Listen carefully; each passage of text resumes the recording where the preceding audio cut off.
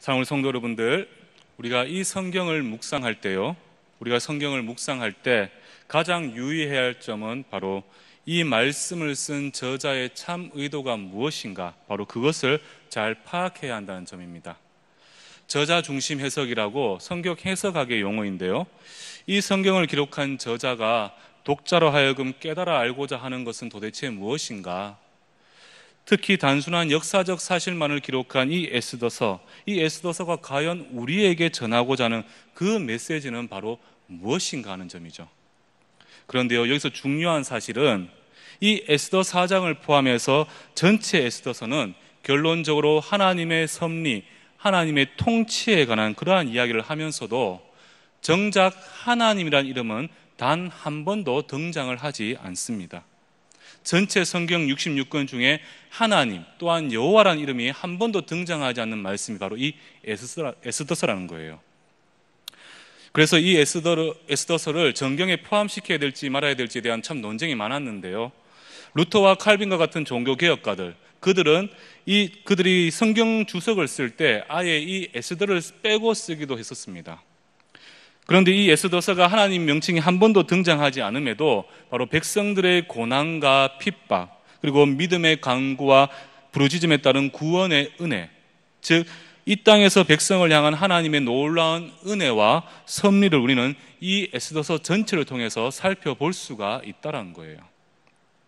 무엇보다도 이 에스더 4장이 너무나 현실적이고 우리의 상황에 적합한 이유는 바로 당시에 예루살렘으로 귀환한 유다 백성들 외에 하나님께 잊혀졌을 것이다. 즉 유다 백성들, 귀환한 유다 백성들 외에 바산에 남아 있어서 하나님께 잊혀졌을 것이다 생각되어졌던 그 디아스포라들, 바로 그 흩어진 하나님의 백성들을 주변의 모든 상황 속에서 조용히 그리고 묵묵히 지켜주고 계시는 그 하나님의 돌보심을 우리는 이 에스더서를 통해서 살펴볼 수가 있다는 겁니다.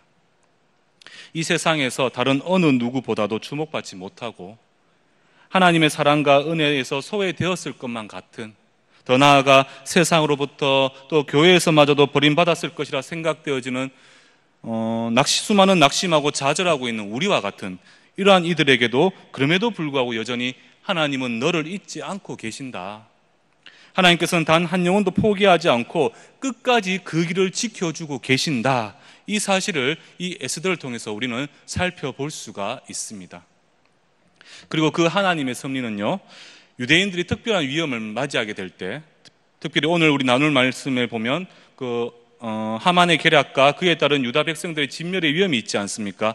이러한 위기에 처하게 될 때 그 하나님의 돌보심, 그 하나님의 섭리가 역사하게 됨을 우리는 살펴볼 수가 있다는 거예요. 또한 이러한 일련의 사건의 과정 속에서 보여진 모르드게의 믿음과 그 에스더의 결단 및 그러한 행동들은 우리의 힘으로 감당하지 못하는 수많은 어려움들 속에서 그러한 시험에 맞닥뜨렸을 때 과연 성도로서 어떠한 신앙의 자세를 가지고 살아가야 되는가, 그러한 일들이 우리를 짓누르고 우리를 힘들게 만들 때 과연 성도로서 우리는 어떠한 모습을 보여야 하는가, 그것에 대해서 우리는 잘 살펴볼 수가 있기도 합니다. 좀 서론이 길었지만 이러한 사실들을 기억을 하시고 우리가 그 본문으로 들어가서 1절을 한번 살펴보시면, 모르드게가 1절 살펴보시면요, 모르드게가 이 모든 일을 알고 자기의 옷을 찢고 굵은 베옷을 입고 재를 뒤집어 쓰고 성중에 나가서 대성통곡하며. 지금 모르드게가 이 모든 일을 알고라고 하는데 여기서 이 모든 일이 무엇입니까? 앞장에 3장 13절의 말씀을 한번 살펴보시면요, 이에 그 조서를 욕졸에게 맡겨 왕의 각 지방에 보내니 12째 달 곧 아달월 13일 하루 동안에 모든 유다인을, 젊은이 늙은이 어린이 여인들을 막론하고 죽이고 도륙하고 진멸하고 또 그 재산을 탈취하라 하였고, 이어 14절 말씀에 이 명령을 각 지방에 전하기 위하여 조서의 초본을 모든 민족에게 선포하여 그날을 위하여 준비하게 하라 하였더라. 이 모든 일이라 함은 하만의 계략으로 바사에 있는 모든 유다인들이 아달월 13일, 바로 오늘날로 보면 2월 3월에 해당되는데요, 이 아달월 13일 하루 동안 모두 도륙당하게 된 일과 그 일 뒤에 하만의 계략이 있었던 것, 바로 이것을 의미하고 있습니다. 그래서 그는 그 일을 알고 난 후, 모르드게는 이 모든 일들을 알고 난 후 어떻게 됩니까?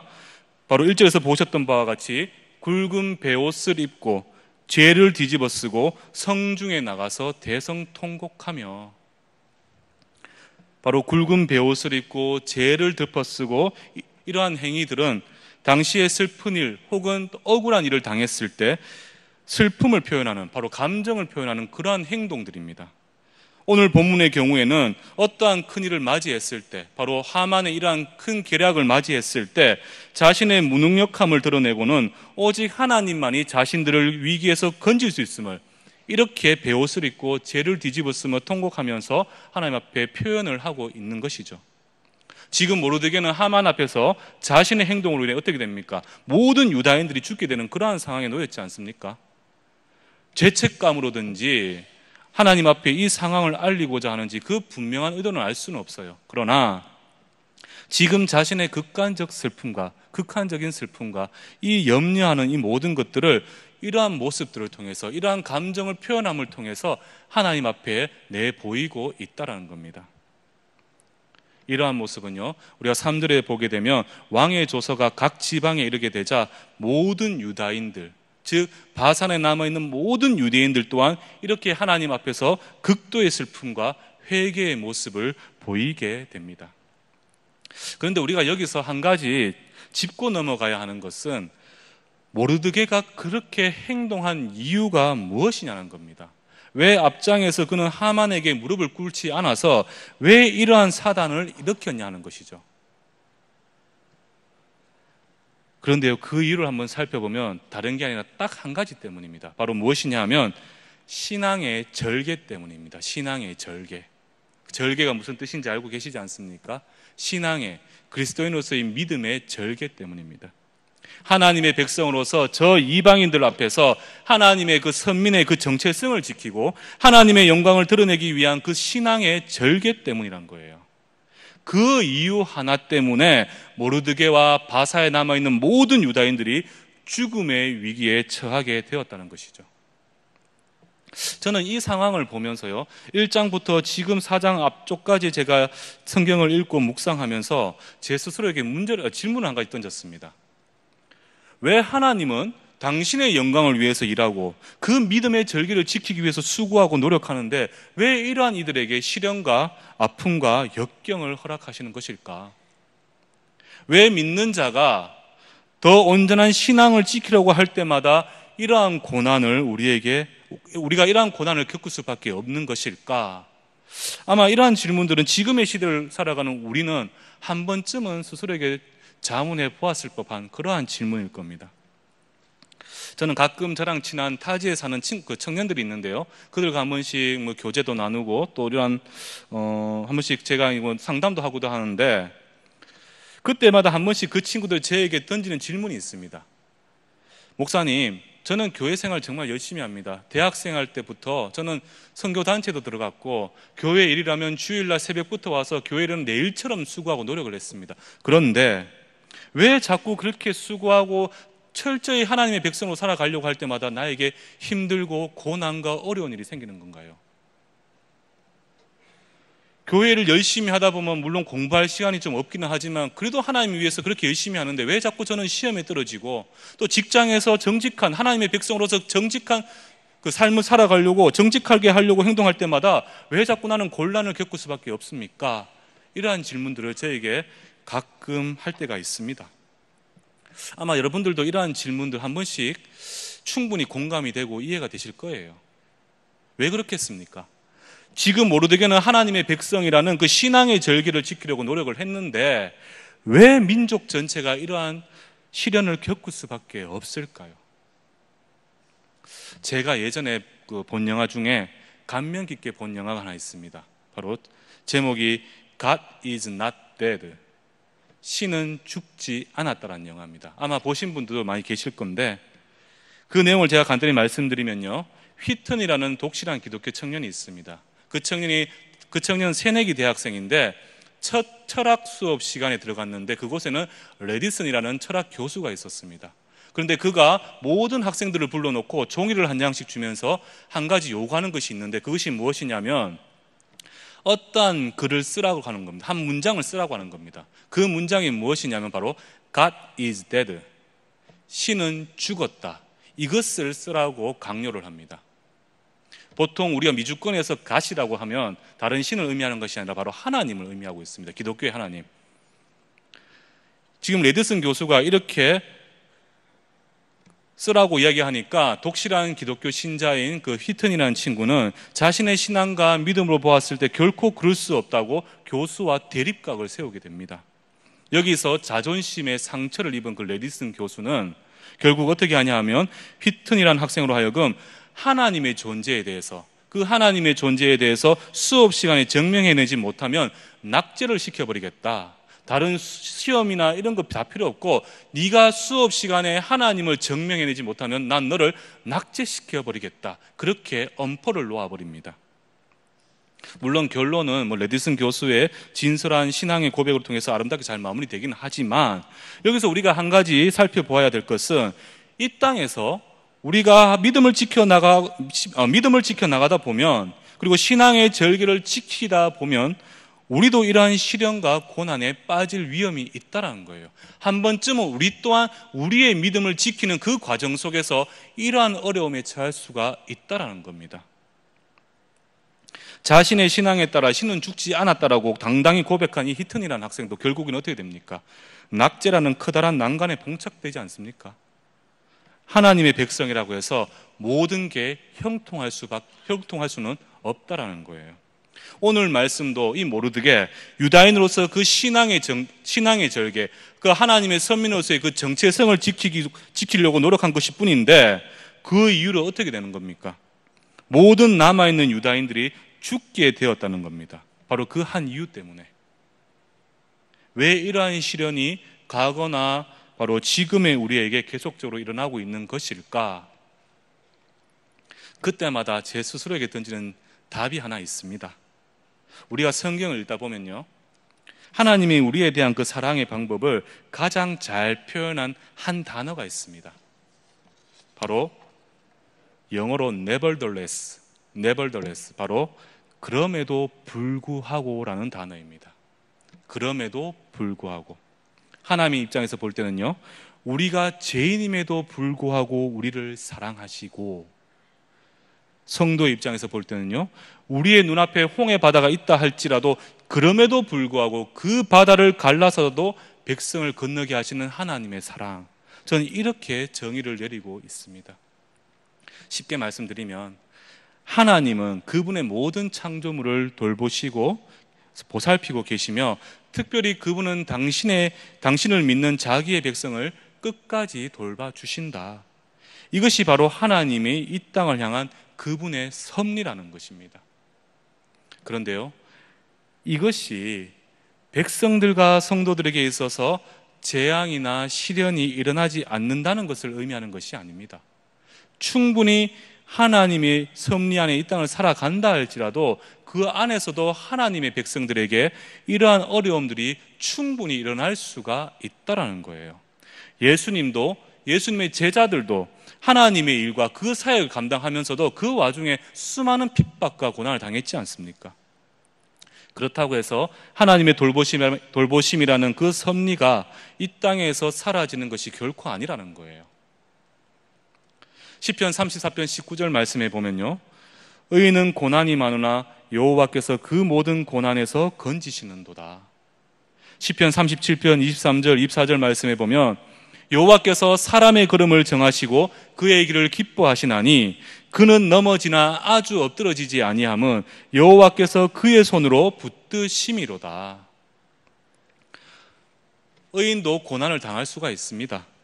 여호와의 사람도 넘어질 때가 있습니다. 그러나 여호와께서 그의 모든 고난에서 직접 건져주실 뿐만 아니라 더 나아가 우리도 넘어지기도 하지만 완전히 엎드러지지 않으면 누구의 손이 우리와 함께 한다는 것입니까? 바로 우리의 여호와 하나님의 그 손이 우리를 붙들어주고 계신다는 거예요. 지금 모르드게와 유다 백성이 그 신앙을 절개를 지키고 하나님 보시기에 온전한 백성의 삶을 살아가고 있지만 결국 그들에게 돌아온 것은 죽음에 대한 위험뿐입니다. 그렇다면 하나님을 원망하고 이 세상을 원망하는 것이 당연할진데 14절을 한번 살펴보시겠습니까? 14절 말씀에 보면 이때에 내가 만일 잠잠하여 말이 없으면 유다인은 다른 데로 말미암아 노임과 구원을 얻으려니와. 모르드게는 확신을 하고 있는 거예요. 이러한 절체절명의 상황이 유다 백성의 앞을 가로막고 있다 할지라도 그럼에도 불구하고 하나님께서는 분명히 우리를 구원해 주실 것이다. 어떠한 상황에서도 여호와 하나님께서는 당신의 백성들을 그냥 홀로 두시지 않고 더 나아가 온 사방팔방이 막혀 있다 할지라도 하나님께서는 끝까지 당신의 백성을 책임져 주신다. 이 하나님의 섭리를 정확히 깨닫고 있다라는 거예요. 그리고 이어서 14절 하반절을 보시면요, 내가 왕후의 자리를 얻은 것이, 에스더 네가 왕후의 자리를 얻은 것이 이때를 위함이 아닌지 누가 알겠느냐. 무슨 말입니까? 에스더를 무엇인가 중요한 목적을 위해서 하나님께서 미리 왕으로 세워주셨는데 지금이 바로 그때라는 겁니다. 그리고 그 모든 일, 에스더를 왕후에 세우신 그 모든 일들이 하나님의 뜻과 계획 안에 있었음을 확신을 하고 있는 것이죠. 비록 죽음의 위기에 놓여 있다 할지라도, 감당기 어려운 고난에 놓여 있다 할지라도, 그러나 그들의 조상에게 그러셨던 것처럼 아브라함과 이삭과 야곱의 하나님께서 당신의 백성을 끝까지 책임져 주시는 것, 그 일을 위해 미리 피할 길을 예비해 놓으신 것, 그것이 세상을 창조하시고 지혜와 사랑으로 당신의 백성을 돌보시고 이끄시는 그 하나님의 통치, 바로 하나님의 섭리라는 것을 모르드게는 이미 깨달아 확신하고 있는 것입니다. 언젠가 맞닥뜨리게 될 그 위기가 다가온다 할지라도 하나님께서는 당신이 선택한 그 거룩한 백성들을 분명히 지켜주신다 약속하셨고요, 그 언약의 성취가 미리 예비하신 에스더를 통해서 역사하시게 되는 것, 바로 이 하나님의 섭리를 우리는 이 에스더의 저자는 본문 전체에 나타내 보이고 있다는 것입니다. 하나님의 이름이 등장하지 않고 하나님의 그러한 은혜의 손길이 정말 구체적으로 나타나지 않는다 할지라도 이 모든 사건의 일련의 과정을 통해서 그 안에 역사하시는 보이지 않는 하나님의 은혜의 도움의 손길을 통해서 하나님의 백성은 끝까지 책임져 주시고 지켜주시는 그 하나님의 놀라운 은혜의 섭리를 우리는 이 에스더를 통해서 살펴볼 수가 있다는 것입니다.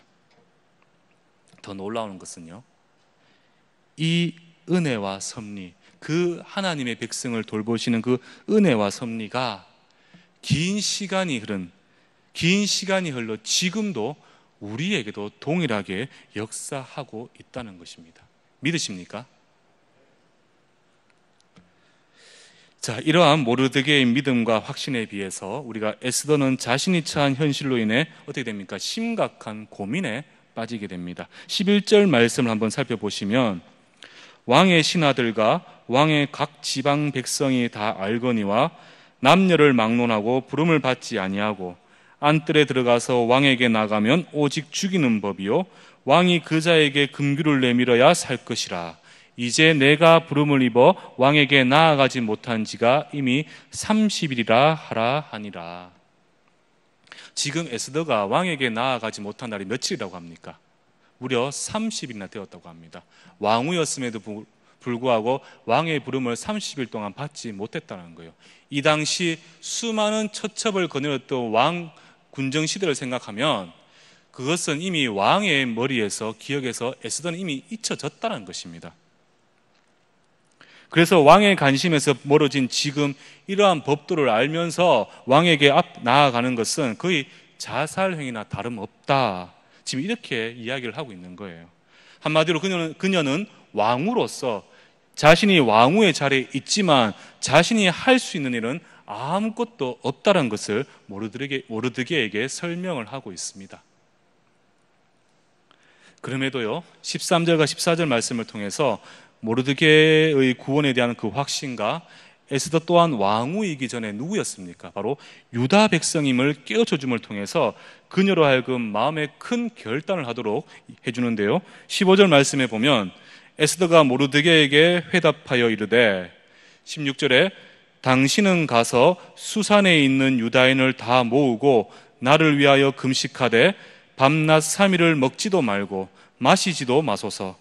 나의 시녀와 더불어 이렇게 금식한 후에 규례를 어기고 왕에게 나아가리니 죽으면 죽으리다 하니라. 기독교 역사상 가장 유명한 구절이죠. 죽으면 죽으리이다. 에스더는 지금 모르드게의 결단 촉구에 이렇게 죽을 각오로 나아갈 테니까 자신을 위하여 어떻게 해달라는 겁니까? 온 유다인으로 하여금 금식하며 하나님께 기도해달라, 이렇게 간곡히 부탁을 하고 있습니다. 보통 많은 성도들이 자신의 신앙에 대해서 그 결연한 의지를 결단할 때 주로 이러한 구절을 참 많이 인용하는데요, 에스더는 유다 백성을 위해서, 더 나아가 하나님의 영광을 위해서 자신의 목숨도 아끼지 아니하겠다, 이러한 각오를 보여주고 있습니다. 사랑하는 성도 여러분들, 우리에게도 이러한 결연한 각오가 신앙의 고백으로 흘러나가야 하지 않겠습니까? 우리 또한 이 믿음의 생활, 이 험악하고 악한 세상, 우는 사자와 같이 우리의 마음을 움켜잡으려고 하는 이러한 시대에 적어도 하나님의 백성이라면 우리의 신앙의 절개와 우리의 정체성을 지켜나가기 위해서 우리 또한 이 정도의 각오는 있어야 한다는 거예요. 흔히들 말하는 일사각오, 주기철 목사님이 보여주셨던 그러한 일사각오의 정신이 우리에게도 이 시대에 분명히 필요하다는 것을 오늘 이 에스더의 모습을 통해서 살펴볼 수가 있습니다. 그런데요, 저는 이 에스더 4장에서 물론 많은 설교자분들이 이 에스더를 4장을 설교할 때 이 죽으면 죽으리다, 이 말씀을 가지고 많이 그 설교를 하시는데요, 저는 이 구절도 매우 중요한 구절이라는 것은 알고 있습니다. 그러나 저는 이 구절보다는 이 에스더 4장의 주제가 될 만한 다른 구절이 있지 않나, 저는 이게 생각이 드는데요, 바로 그것이 무엇이냐면 그녀가 모르드게에게 요청한 그 부탁과 함께 그 부탁을 듣고 따라 행한 모르드게의 모습을 보여주고 있는 16절 상반절과 바로 17절이 아닌가 생각을 합니다. 하나님의 섭리에 관한 이때를 위함이 아닌가, 그 말씀과 더불어 이 16절 상반절과 17절 말씀이 어떻게 보면 진짜 이 에스더서에서 하나님의 섭리를 잘 보여주는 그러한 주제 구절이 아닌가 생각이 되는데요, 바로 온 유다인으로 하여금, 온 유다 백성으로 하여금 이 일을 위해, 자신이 왕 앞에 나아가는 그 일을 위해서 3일 금식을 해달라, 그리고 이에 그 명령한 대로 다 행한 모르드게의 그 모습들, 저는 이 장면이야말로 진정한 하나님의 백성이 어떠한 문제를 앞두고 있을 때, 어떠한 상황을 직면했을 때 가장 먼저 우리가 해야 할 신앙의 자세가 아닌가 싶습니다. 결국 금식이 의미하는 것이 무엇입니까? 흔히들 우리가 금식이 의미하는 그 의미는 무엇이냐 하면 바로 결연한 각오로 인해서 하나님 앞에 완전히 엎드리는 것을 의미하지 않습니까? 전적으로 하나님을 의지하고 의뢰하고 신뢰하는 그것을 의미하는 것이고, 또 다르게 표현하는 것은 바로 간절한 기도라고 우리는 표현할 수가 있지요. 바로 이 음식을 먹지 않고 이 금식을 한다는 것은 바로 결연한 각오로 하나님 앞에 엎드리는 것, 기도와 간구로 하나님 앞에 의지하고 붙들고 하나님 앞에 완전히 의지하는 것, 그것을 우리는 알 수가 있는데, 조지 뮬러라는 참 기도를 정말 많이 했던 그러한 분이 이러한 고백을 했습니다. 기도는 그리스도의 능력을 붙잡는 손이다. 기도는 그리스도 예수의 능력을 붙잡는 손이다. 어떠한 인간의 힘으로 감당치 못하는 일에 우리가 직면했을 때, 인간의 방법으로는 도저히 해결할 수 없을 때, 이 모든 상황 속에서 성도가 가장 먼저 해야 할 일은 다름 아닌 하나님 앞에 완전히 엎드리는 것입니다. 그리고 그리스도의 손을 온전히 붙잡는 것이죠. 무조건 기도하면 되나? 이 땅을 살아가다 보면 우리의 수고와 노력과 있고 참 수많은 일들이 옛날과는 다른데, 그 시대에 그렇게 기도했다고 해서 이 시대에 우리가 무조건 기도만 하면 되는가? 아마 이렇게 생각하시고 반문하시는 분들도 분명히 계실 거예요. 세상 사람들은 어떻게 보면 이러한 모습들, 우리의 이러한 고백들을 오히려 도저히 이해 못하는 그러한 사람들도 참으로 많을 겁니다. 그런데요, 어리석어 보일 수밖에 없지만 정말 말도 안 되는 그러한 모습일 수도 있지만 우리는 모든 문제들 앞에서 어떠한 직면한 그러한 모든 문제들 앞에서 가장 최선의 길이 무엇인지를 먼저 살펴보아야 한다는 겁니다. 가장 최선의 길이 무엇인가? 사람의 생각을 주장하시고 미리 에스더를 왕으로 세우시듯 우리의 모든 갈 바를 미리 계획하시고 인도하시는, 모든 상황을 친히 주장하셔서 가장 합력하여 선을 이루도록 예비해 놓으신 그 하나님께 전적으로 매달려 하나님의 도우심을 구한다면, 어떠한 상황 속에서 내 생각과 내 판단, 내 힘으로 하려고 하는 것이 아니라 어떠한 일 상황 속에서 가장 먼저 하나님의 도움의 손길을 구하고 나아간다면, 이사야 41장 10절 말씀에 보면요, 두려워하지 말라, 내가 너와 함께함이라. 놀라지 말라, 나는 내 하나님이 됨이라. 내가 너를 굳세게 하리라. 참으로 너를 도와주리라. 참으로 나의 의로운 어느 손으로 너를 붙들리라. 이렇게 우리가 부르짖을 때 우리로 맺으신 그 언약대로 이 땅을 향한 하나님의 섭리가 온전히 은혜로 응답되어지게 될 것입니다.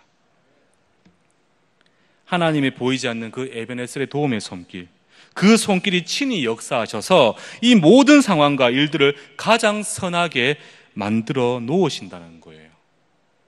우리가 행동하기에 앞서서, 우리가 수고하기에 앞서서 이 모든 상황을 가장 선하게 미리 예비해 놓으시고 준비해 놓으신다는 겁니다.